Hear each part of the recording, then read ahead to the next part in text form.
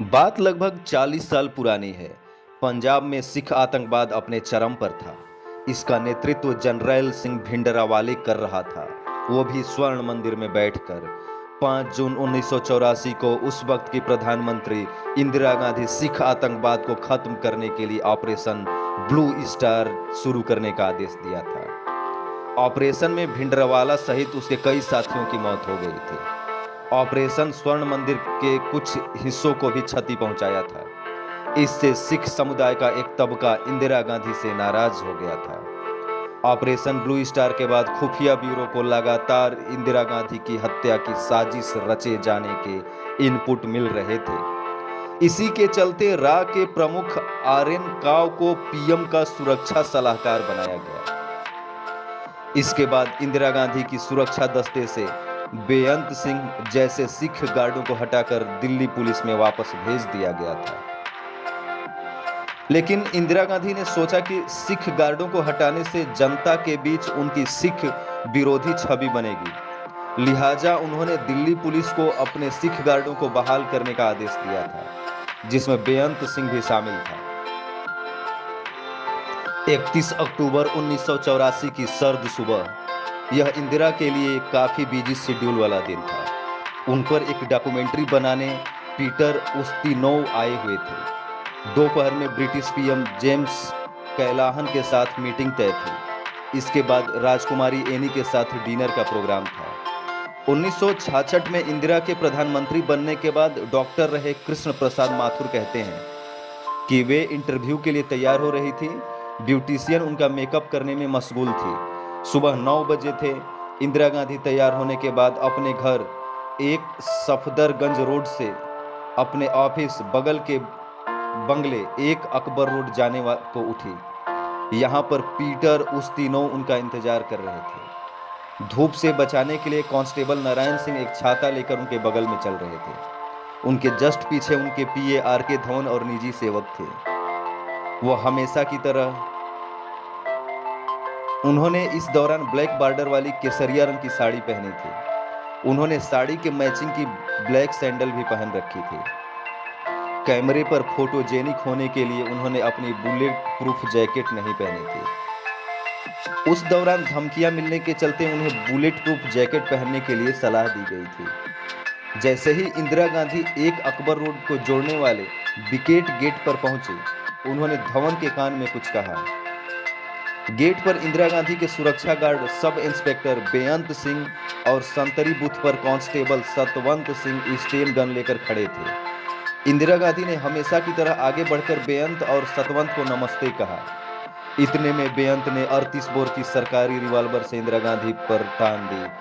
तभी इंदिरा बोली, तुम क्या कर रहे हो? सेकेंडों की खामोशी के बीच बेअंत सिंह फायर करता है। गोली इंदिरा के पेट में लगती है। इसके बाद बेअंत 4 और गोलियां इंदिरा गांधी पर दागता है। बेअंत सिंह दूसरी तरफ एक और सिख गार्ड 22 साल का सतवंत सिंह अपनी स्टेन गन लेकर खड़ा था। सतवंत यह सब देखकर घबरा गया। तभी बेअंत चिल्लाता है, गोली मारो। यह सुनते ही सतवंत अपनी 25 गोलियां इंदिरा गांधी के सीने में उतार देता है। इस दौरान सटपाए धवन स्टैचू बन खड़े रहे। धवन उस घटना को याद करते कहते हैं कि मैं उस दिन के बारे में सोचता हूं तो पागल हो जाता हूं। मैं इसके बारे में नहीं सोचने की कोशिश करता हूं। वह बताते हैं कि सतवंत ने इंदिरा गांधी के जमीन पर गिरने के बाद भी फायरिंग जारी रखी। इसी बीच धवन और अन्य सुरक्षाकर्मी खून से लथपथ इंदिरा की ओर भागे। बेअंत और सतवंत ने बिना किसी पछतावे के अपनी बंदूक नीचे गिरा दी।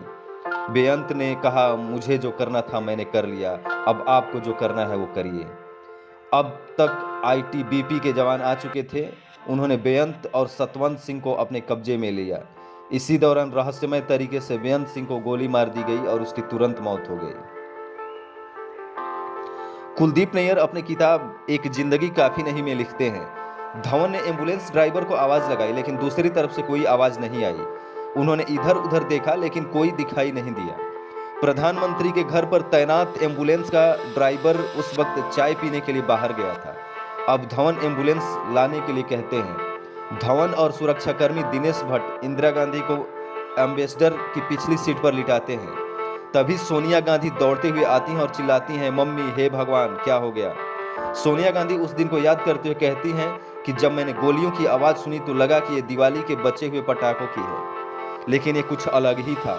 मैं भागकर बाहर आई तो देखा उनका शरीर गोलियों से छलनी था। मेरी सास ऐसी अनहोनी के बारे में जानती थी, उन्होंने इस बारे में हमसे बात की थी, उन्होंने राहुल से भी बात की थी और कुछ खास निर्देश भी दिए थे।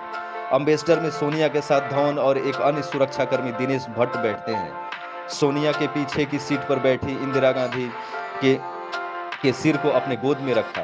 इंदिरा गांधी को एम्स ले जाया जाता है। ऑफिस टाइम होने के चलते सड़क पर ट्रैफिक काफी ज्यादा थी, इससे एम्स पहुंचने में समय लग रहा था। इस दौरान पूरे रास्ते कार में सन्नाटा छाया रहा। इंदिरा गांधी के शरीर से लगातार खून बह रहा था, इससे सोनिया का गाउन खून से भीग गया था।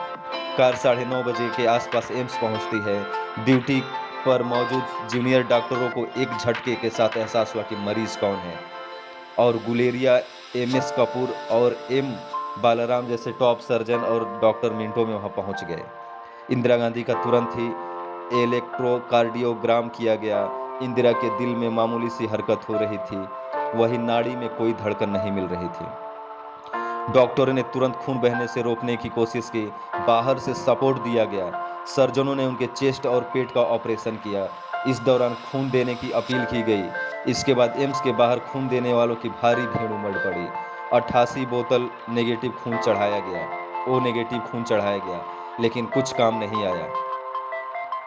एम्स का वीआईपी विभाग बंद होने की डॉक्टरों ने बताया कि गोलियां उनके लीवर के दाहिने हिस्से को छलनी कर दिया था।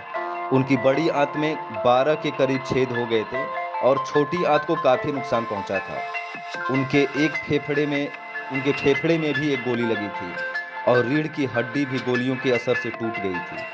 सिर्फ उनका हृदय सही सलामत था। उनके शरीर पर गोलियों के 30 निशान थे और 31 गोलियां इंदिरा के शरीर से निकाली गई। राजीव गांधी भी तब तक दिल्ली पहुंच गए थे। राजीव गांधी उस वक्त पश्चिम बंगाल में चुनाव प्रचार के लिए गए थे। राजीव गांधी को भी इसकी जानकारी बीबीसी रेडियो से मिली थी। इसके बाद दोपहर 2:23 पर औपचारिक रूप से इंदिरा गांधी की मौत की घोषणा हुई। वही बीबीसी ने कई घंटे पहले ही इस खबर की घोषणा कर दी थी।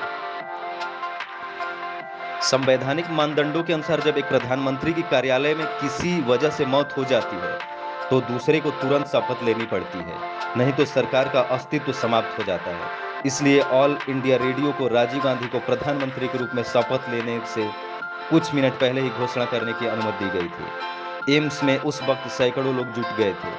धीरे धीरे यह खबर भी फैल गई कि इंदिरा गांधी को 2 सिखों ने गोली मारी है। इससे माहौल बदलने लगा। राष्ट्रपति ज्ञानी जैल सिंह की कार पर पथराव हुआ।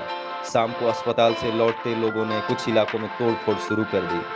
धीरे धीरे दिल्ली सिख दंगों की आग में झुलस गई। रात होते होते तो दिल्ली समेत के देश के कई शहरों में सिख विरोधी दंगे भड़क गए। सब इंस्पेक्टर बेअंत सिंह 9 साल से इंदिरा गांधी की सुरक्षा में तैनात था। यहां तक कि हत्या करने के कुछ दिन पहले वह इंदिरा गांधी के साथ लंदन भी गया था। इंदिरा गांधी भी बेअंत को काफी मानती थी और सरदार जी कहती थी। अपनी दादी की मौत के 3 दशक बाद राहुल गांधी ने बेअंत सिंह और सतवंत सिंह को याद करते हुए उन्हें अपना दोस्त बताया था। उन्होंने कहा था कि बेअंत ने मुझे बैडमिंटन खेलना सिखाया। राहुल ने बताया कि एक बार बेअंत ने पूछा था कि मेरी दादी कहाँ सोई थी और क्या उनकी सुरक्षा पर्याप्त थी। उसने मुझसे कहा था कि अगर कोई ग्रेनेड फेंके तो तुम तुरंत लेट जाना। राहुल ने कहा कि मुझे बाद में पता चला कि सतवंत और बेअंत दिवाली के दौरान ग्रेनेड फेंकने